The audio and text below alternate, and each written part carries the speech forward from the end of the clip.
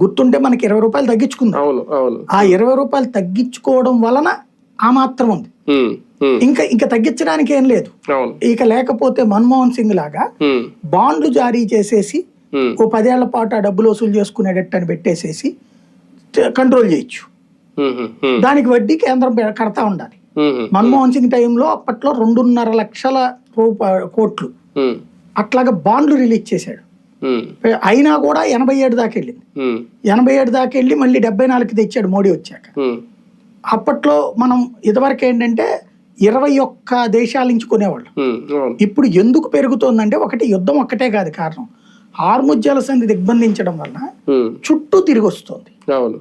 రెండవది ఇన్సూరెన్స్ ఇదివరకు 10 కోట్ల రూపాయలు ఉండే ఇన్సూరెన్స్ ఇప్పుడు 28 కోట్ల నుంచి 50 కోట్లు అయింది. కొన్ని దేశాలు అసలు ఇన్సూరెన్స్ కట్టించుకోవట్లేదు. ఇదివరకు ఇంగ్లాండ్ కట్టించుకునేది, అమెరికా కట్టించుకునేది, స్విట్జర్లాండ్ కట్టించుకునేది. కొన్ని దేశాలు ఇప్పుడు ఇన్సూరెన్స్ కట్టించుకోవట్లా షిప్పులు. ఎందుకంటే ఈ పేలతన్న ఈ డబ్బులు ఖర్చు, ఆ ఇన్సూరెన్స్ ఉన్నోడు ధైర్యంగా వెళ్తున్నాడు. అది వేలిన తర్వాత ఆ డబ్బులు మొత్తం ఇది కట్టుకోవాలి. ఆడిచ్చేది 20 కోట్ల రూపాయలు, పోయేది దగ్గరగా 500 కోట్లు 700 కోట్లు కట్టాలి. ఇన్సూరెన్స్ కంపెనీ ఇవ్వాలి. అందుకని వాడు ఎవడు కట్టించుకోవట్లా. కట్టించుకునేవాడు భారీగా కట్టించుకుంటున్నాడు. రష్యా వాడు కట్టించుకుంటున్నాడు ఇప్పుడు విపరీతంగా.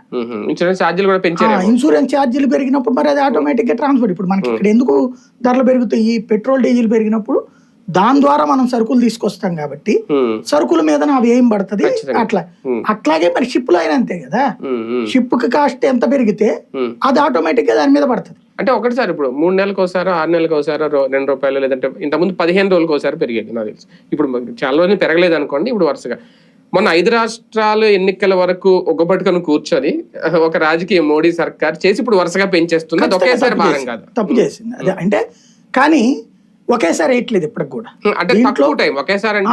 కాన్సెప్ట్ ఏంటంటే మనకి మన్మోహన్ సింగ్ ప్రభుత్వం దిగి మోడీ ప్రభుత్వం వచ్చాక ఒక సిస్టమ్ పెట్టారు, వీక్లీ రివ్యూ అనేది.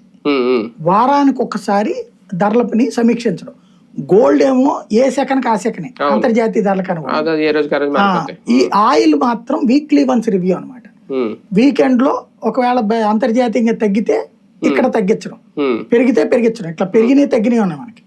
103 రూపాయల దాకా వెళ్ళి మళ్ళీ 96కు వచ్చింది, మళ్ళీ పెరిగినాయి ఉన్నాయి.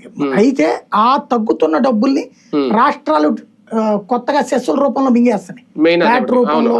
ఇట్లాగే ఇప్పుడు ఇవాళ 99 రూపాయలు ఉత్తరప్రదేశ్ లో ఉంటే డీజిల్, మనకి ఇక్కడ 110 రూపాయలు 106 రూపాయలు. అంటే మనకి ఇక్కడ ఆ రేంజ్ లో తేడా ఉంటుంది. సరే అది పక్కన పెట్టండి. 2 తెలుగు రాష్ట్రాలు భారతదేశంలో అత్యధికంగా వసూలు చేసేది 2014 నుంచి ఈ రోజు వరకు ఆంధ్ర నెంబర్ 1, తెలంగాణ